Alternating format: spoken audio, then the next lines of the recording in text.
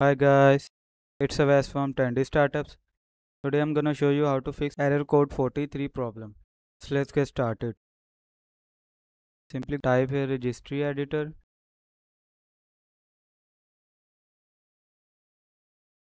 Now expand the H key local machine. Now expand the option system. Now here you can see the option current controller set. Expand it. Click on services. Now scroll down.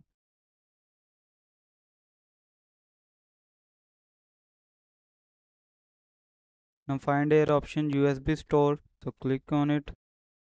And here you can see the option error control. Double click on it and set the value 3 and click on OK. Close the window and restart your PC. This may fix your error. I hope this information was helpful for you. Thank you for watching. Have a good day.